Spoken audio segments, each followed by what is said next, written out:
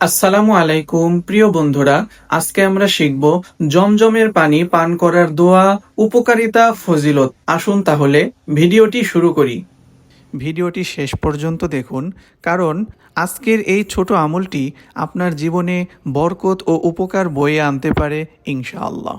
শুরুতে আমরা জেনে নেব জমজমের পরিচয়। জমজম হল পৃথিবীর সবচেয়ে বরকতময় পানি। এই কূপটি অবস্থিত মক্কায়, কাবা শরীফের পাশে। হজরত ইসমাইল আলাইহিসসালামের জন্য আল্লাহ তাআলা অলৌকিকভাবে হজরত জিবরাইল আলাইহিসসালামের মাধ্যমে এই পানির ব্যবস্থা করেছিলেন। হাজার হাজার বছর পার হলেও আজও এই পানির বরকত ও প্রবাহ অব্যাহত রয়েছে। এবার আমরা শিখে নিব সেই বরকতময় পানি পান করার দোয়াটি।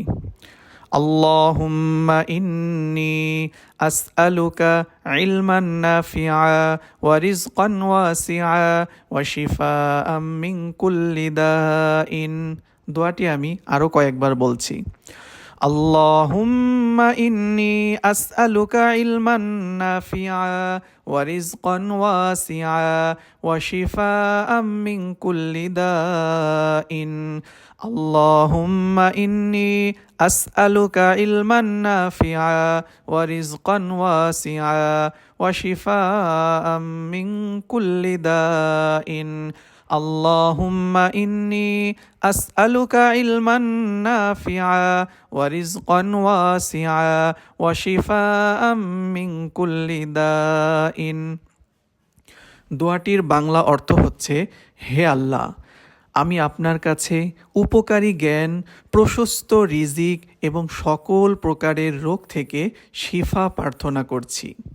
এবারে আমরা জেনে নিব পবিত্র জমজম কূপের পানি পান করার ফজিলত ও উপকারিতা।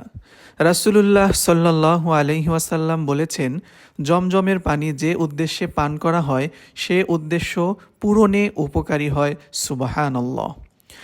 জমজমের পানির আরও কিছু ফজিলত ও উপকারিতা হচ্ছে, এটি বরকতময় পানি, রোগ থেকে শিফার মাধ্যম, দোয়া কবুলের আশা করা যায়, হৃদয়ে প্রশান্তি এনে দেয়, শরীরের শক্তি বৃদ্ধি করে, সুন্নাহ অনুযায়ী পান করলে সওয়াব পাওয়া যায়।